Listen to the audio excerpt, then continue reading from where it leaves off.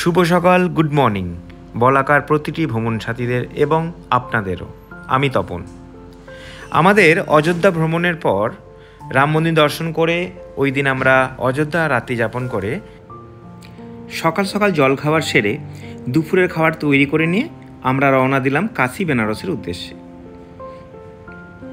বেশিরভাগ ভ্রমণ সাথী সড়ক পথে, এসি বাসে, কিছুজন ট্রেন পথে। ট্রেনে আমরা প্রায় 20 জনের মতো এসেছিলাম, তার কারণ বাস আমাদের 50 সিটের বাস ছিল, তো সেই জন্য আমরা ট্রেন পথে 20 জনের মতো আমরা এসেছিলাম। অযোধ্যাধাম রেল স্টেশন আগেই বলেছি, দেখলে চিনতে পারবেন না, যেন মনে হবে একটা এয়ারপোর্ট। যদি কেউ আপনারা অযোধ্যা থেকে কাশী বেনারস যেতে চান বাই ট্রেনে, তাহলে দেখবেন 9টা 5-এ একটা অযোধ্যা ধাম থেকে কাশী বেনারসের ইন্টারসিটি এক্সপ্রেস আছে, যেটার একটা কোচ আছে চেয়ার কার এসি, বাকি নর্মাল জেনারেল আছে চেয়ার কার। যদি কেউ রিজার্ভেশন নাও করে আসে, মোটামুটি ফাঁকা থাকে, সিট পাওয়া যায়। আর যদি এসি চেয়ার কার চান তাহলে ওটা বুকিং করে আসতে পারেন। একটা কোচই থাকে, ওটা C1 কোচ। তো আমরা প্রায় 20টা সিট, 20টা নয় 21টা সিট আমরা বুক করে নিয়েছিলাম। 21 জনের মতো আমরা চেয়ার কার ট্রেনে উঠলাম কাশী বেনারসের উদ্দেশ্যে। ট্রেনে আস্তে আস্তে হঠাৎ জানতে পারলাম এই খুদের জন্মদিন, আমাদেরই এক ভ্রমণ সাথী খুদে। তো যাই হোক, আমাদের একজন ভ্রমণ সাথীর কাছে একটা ছোট্ট কেক ছিল, এখন ওটাই অনেক বড় মনে হলো যে ট্রেনের মধ্যেই আমরা কেকটা কেটে সেলিব্রেশন করলাম ওর জন্মদিনটা।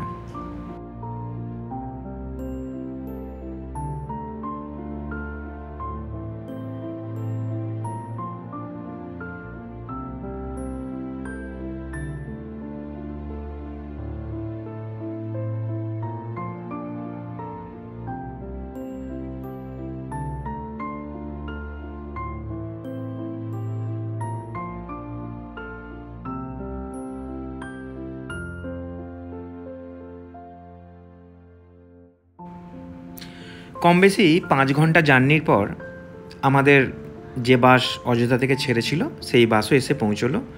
আমরাও ঠিক 10-15 মিনিট আগে এসে পৌঁছেছিলাম আমাদের অস্থায়ী ঠিকানা বারাণসীতে।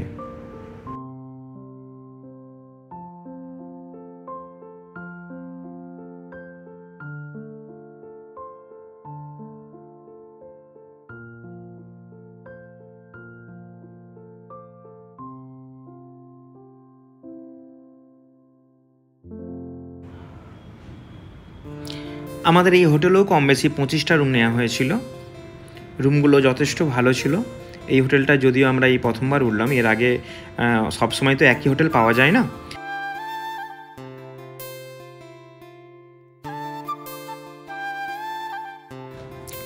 একটু ফ্রেশ হয়েই আমরা বৈকালিক যে ভ্রমণ আমাদের, সেই ভ্রমণের জন্য আমরা বেরিয়ে পড়লাম। দিনটি ছিল পবিত্র জন্মাষ্টমী। আমরা প্রথমে বেরিয়ে আমাদের হোটেলের সামনে ছিল ওসিঘাট, হাঁটা পথ 5 থেকে 6 মিনিট মনে হয়। তো যাই হোক, আমরা বেরিয়ে পড়লাম ওসিঘাটের উদ্দেশ্যে। আমরা এসে পৌঁছালাম। এই ওসিঘাট প্রসঙ্গে উল্লেখ আছে যে শুম্ভ ও নিশুম্ভ রাক্ষসকে হত্যা করার পর দুর্গা তার ছুরি নিক্ষেপ করেছিলেন। যেই স্থানে ছুরিটি পড়েছিল সেই জায়গাটি একটি গর্ত হয়ে গেছিল। সেখানে পৃথিবীর একটি ক্ষত সৃষ্টি হয়েছিল। ওখান থেকে স্রোত প্রবাহিত হয়েছিল। এই স্রোতকে ওসি নদী বলা হতো এবং ওসি ও গঙ্গার সঙ্গমস্থলকে বলা হয় ওসিঘাট। এই ওসিঘাট থেকেও বোটিং করা যায়, কিন্তু আমরা এই সময় যে এসেছিলাম এই সময়টাই ছিল অতিরিক্ত জল, তো সেই জন্য বোটিংটা সম্পূর্ণভাবে বন্ধ ছিল। তথাপি একটা বোট রেখেছিল, যাতে খুবই কস্টলি, প্রায় কম বেশি 500-700 টাকা করে রেখেছিল একটা বোটিংয়ে এদিক থেকে ওদিক ঘোরানোর জন্য। আর একটা কথা বলে রাখি, ওসিঘাটে দুদিকে সন্ধ্যা আরতি হয়। যে দিকটা দেখবেন প্রাচীন যে মন্দিরটা আছে ওই দিকটা একটা আরতি হয়, আর একটা ঘাটের সামনেই হয়। ওসিঘাট থেকে তারপর আমরা বেরিয়ে এলাম কাশী বিশ্বনাথ মন্দিরের উদ্দেশ্যে।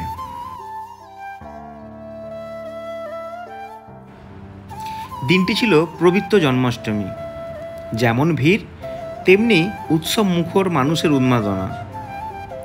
বিখ্যাত শৈব তীর্থ বাবা বিশ্বনাথ মন্দির সংলগ্ন রাস্তাঘাট, দুপাশের ঘরবাড়ি, মন্দির প্রাঙ্গণ সেজে উঠেছে দারুণভাবে গত কয়েক বছরের মধ্যেই। কাশী বিশ্বনাথ মন্দির অতীতে বহুবার এই মন্দিরটি ধ্বংসপ্রাপ্ত ও পুনর্নির্মিত হয়েছে। মন্দিরের পাশে জ্ঞানব্যাপী মসজিদ নামে একটি মসজিদ রয়েছে। আদি মন্দিরটি এই মসজিদের জায়গাটিতেই অবস্থিত ছিল। কাশী বিশ্বনাথ মন্দির সম্পর্কে এই অজানা কিছু তথ্য জানেন না অনেকেই। গঙ্গার পশ্চিম তীরে অবস্থিত উত্তরপ্রদেশের বারাণসীতে অবস্থিত দেশের বিখ্যাত হিন্দু মন্দির হল এই কাশী বিশ্বনাথ মন্দির। হিন্দু মতে কাশী বিশ্বনাথ মন্দির জ্যোতির্লিঙ্গ মন্দির নামে পরিচিত। শিবের 12টি পবিত্রতম মন্দিরের অন্যতম।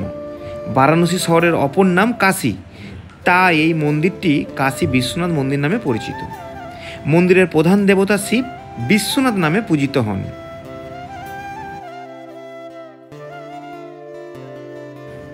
বারাণসীর গঙ্গার ঘাটগুলি হিন্দুদের ধর্মীয় জীবন ও ধর্মচর্চার সঙ্গে অঙ্গাঙ্গিভাবে যুক্ত। প্রতিটি ঘাটকেই পবিত্র মনে করা হয়। বারাণসীতে প্রায় 84টি ঘাট আছে। এই ঘাটগুলির মধ্যে দশাশ্বমেধ ঘাট, মণিকর্ণিকা ঘাট, হরিশ্চন্দ্র ঘাট, ওসি ঘাট, এর আগেই বলেছি আমি ওসি ঘাটের সম্বন্ধে। অনেক ঘাটের সঙ্গেই নানা কিংবদন্তি কাহিনী জড়িয়ে আছে। কয়েকটি ঘাট আবার ব্যক্তিগত মালিকানাধীন। দশাশ্বমেধ ঘাট বারাণসীর প্রধান ঘাট। এটি সম্ভবত বারাণসীর প্রাচীনতম ঘাট। এই ঘাটটি কাশী বিশ্বনাথ মন্দিরের কাছেই অবস্থিত।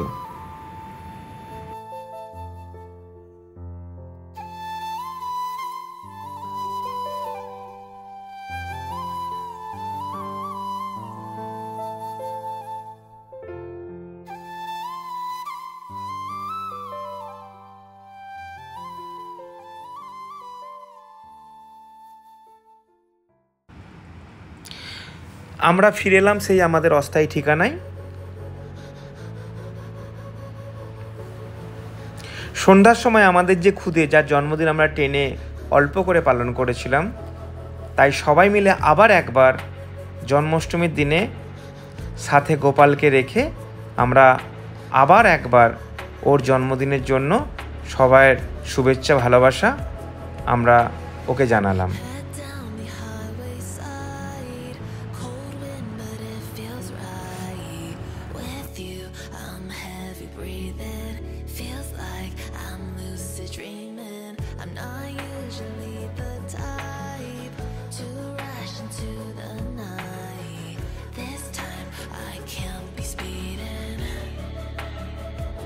I'm taking it slow, but I just want more.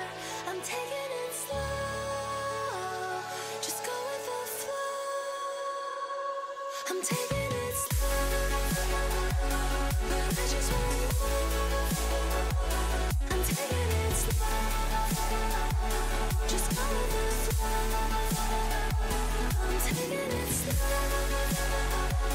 my knees on the floor. I'm begging for more. It's you I adore. You took me to see Versailles in the middle of July. I'll fall into the deep end, giving into my feelings, afraid to go on this ride. I'm scared to crash inside. This time I might be speeding. I'm taking it slow, but I just want more. I'm taking it slow, just go with the flow. I'm taking it slow, but I just want more. I'm taking it slow, just go with the flow.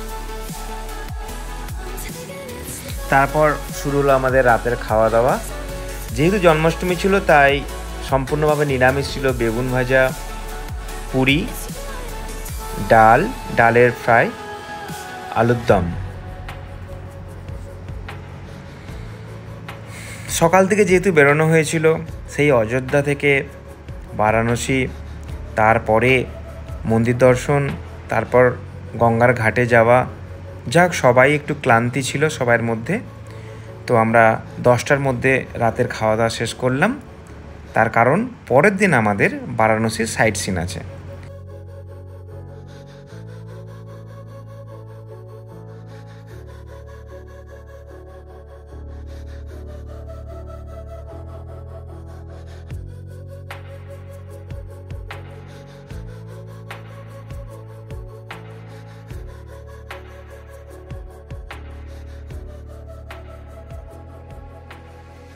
Head down the highway side.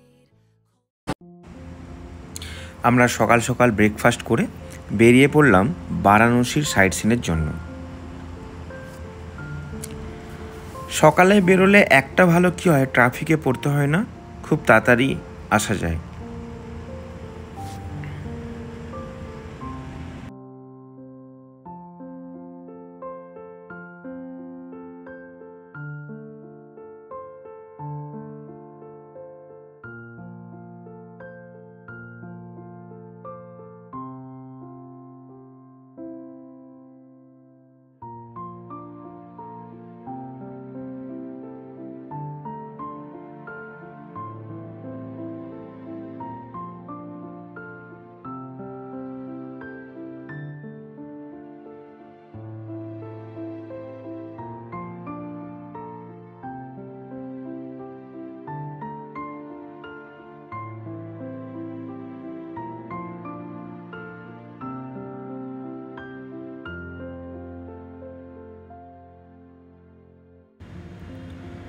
আমরা প্রথমেই চলে এলাম সারনাথ বৌদ্ধ তীর্থে।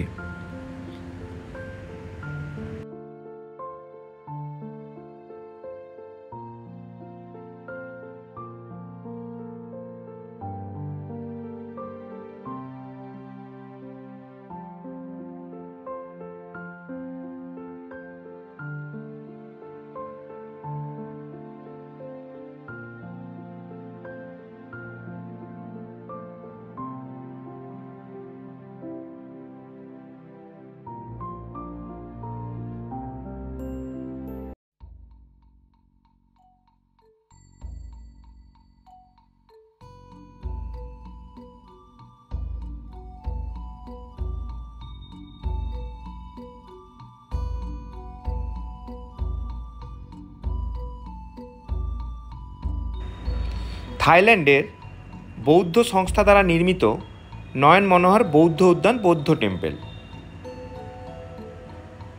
কেবল আমাদের কাছে নয়, ইতিহাস এবং বাস্তব ঘটনায় এই সারনাথ হল অযোধ্যা এবং বেনারস ভ্রমণের শ্রেষ্ঠতম দর্শনীয় স্থান।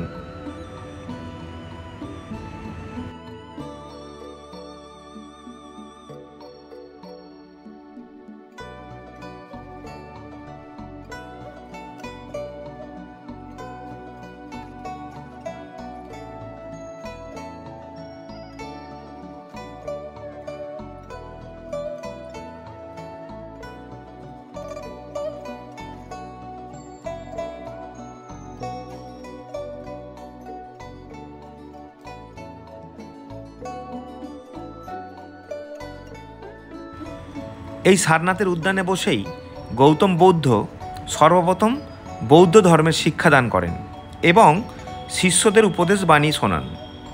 তারপর সারা বিশ্বব্যাপী বৌদ্ধ ধর্মের প্রসার ঘটে। সারনাথের অন্যতম আকর্ষণ এবং স্মারক হল এই বৌদ্ধ স্তূপ, যা ধামেক স্তূপ নামে পরিচিত। প্রায় 2023 সাল পূর্বে সম্রাট অশোক এই জায়গাটি নির্মাণ করেছিলেন। এটি ধর্মচক্র স্তূপ নামেও পরিচিত। এর ঠিক 800 সাল পরে এটি আবার পুনর্নির্মাণ করা হয়। মনে করা হয় গৌতম বুদ্ধ এই স্থানে এসেই তার প্রথম উপদেশ দেন। স্তূপটির দৈর্ঘ্য 43 মিটার এবং প্রায় প্রস্থ 30 মিটার। গায়ে রয়েছে পাথরের ওপর খোদাই করা বিভিন্ন রকমের নকশা।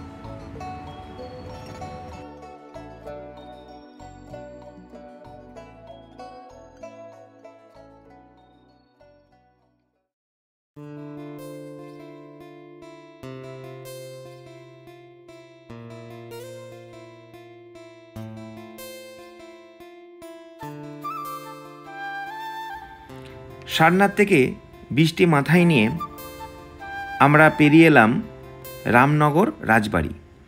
এটি হলো কাশীর রাজার দুর্গ। এই কাশী রাজার আমলেই কাশী বেনারস স্থাপত্যে, শিল্পে, শিক্ষায়, সংস্কৃতিতে সমৃদ্ধি লাভ করে।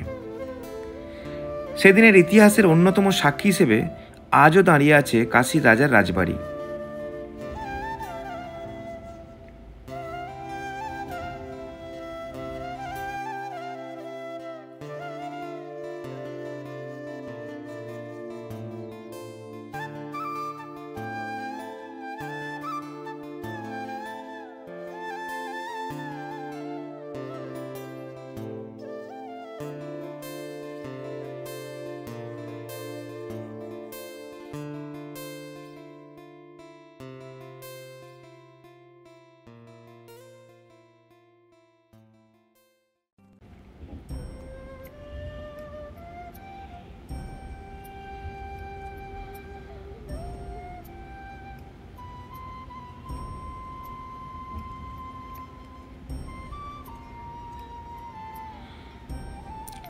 রামনগর রাজবাড়ির অদূরেই অনাদরে অবহেলায় এক চিলতে গলির মধ্যে দাঁড়িয়ে আছে একটি ছোট্ট মাটির ঘর, যেখানে জন্ম এবং বড় হয়ে ওঠার কাহিনী লুকিয়ে আছে।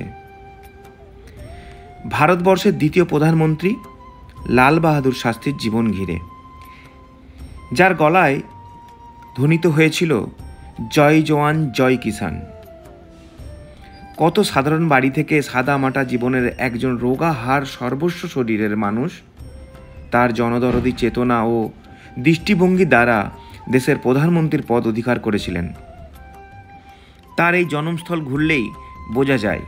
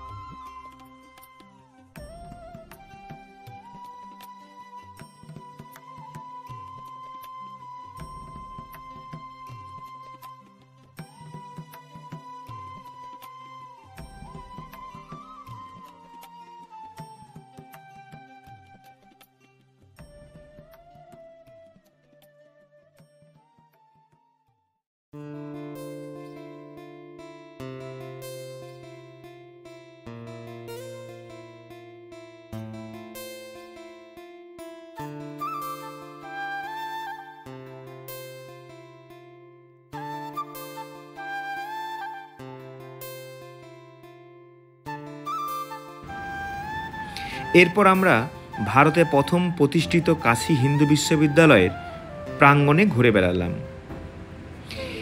ইতিহাস পঠন পাঠন শৃঙ্খলায় ঐতিহ্যে ব্যাপকতায় শিক্ষা প্রতিষ্ঠান আজ ভারতের শ্রেষ্ঠ শিক্ষাক্ষেত্র।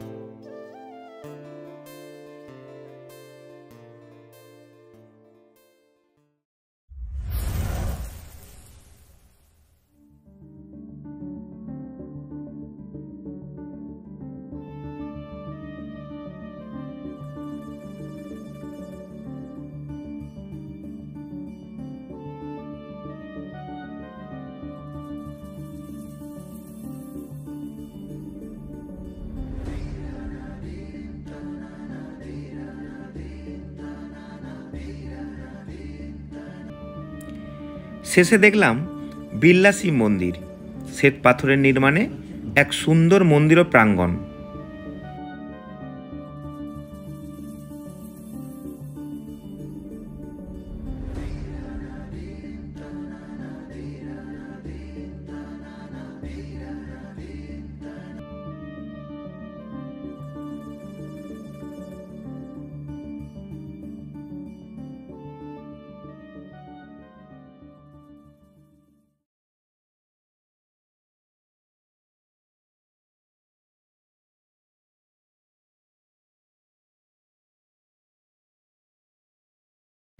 বিড়লা মন্দির দর্শনের পর প্রায় 2টো বেজে গেছিল, তাই আমরা হোটেলের দিকে রওনা দিলাম দুপুরের আহারের জন্য।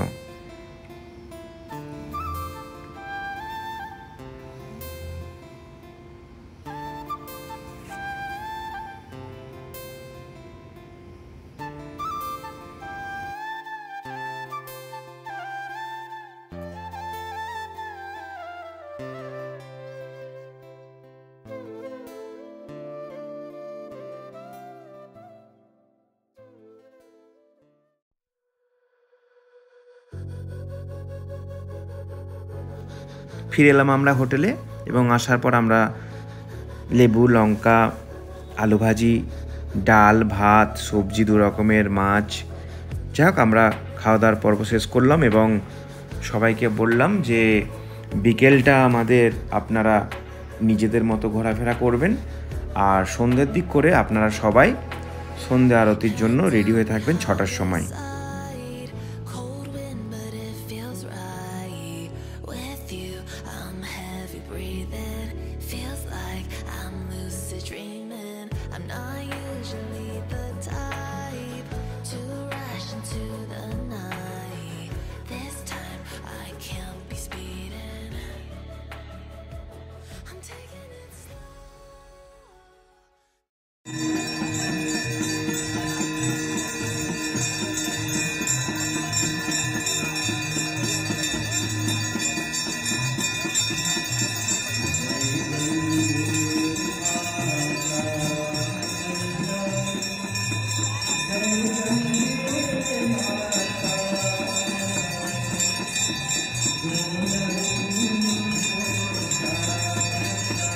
কাশীর বহমান গঙ্গাঘাটে সন্ধ্যা আরতি। ঐতিহ্যবাহী ধুতি এবং কুর্তা পোশাক পরিহিত পণ্ডিতরা এই আরতি অনুষ্ঠান উপস্থাপনা করেন। পিতলের দীপদানিতে আলোকিত মাটির প্রদীপ, দিয়াস, ঘণ্টা, ধূপকাঠি এবং অন্যান্য আচারিক জিনিসপত্র নিয়ে শতাব্দী প্রাচীন আরতি পথার এক আধ্যাত্মিক মুহূর্ত সৃষ্টি করেন। এই মনোমুগ্ধকর দৃশ্য এক ঝলক দেখার জন্য সারা বিশ্ব থেকে ভক্তরা এই স্থানে ছুটে আসে। অনেক ভক্ত এমনকি গঙ্গা নদীর বিপরীত তীর থেকেও নৌকায় চড়েই অনুষ্ঠান দেখে নিজেদেরকে ধন্য ভাবেন। আরতির নেতৃত্ব দিচ্ছেন গঙ্গোত্রী সেবা সমিতির পুরোহিতরা। এক কথায় অসাধারণ কাশীর গঙ্গায় এই সন্ধ্যা আরতির দৃশ্যাবলী। সেদিন বলাকার 51বর্তী পরিবারের সাথে কাশী বেনারস ভ্রমণে আমাদের এখানেই ভ্রমণ সমাপ্তি হলো।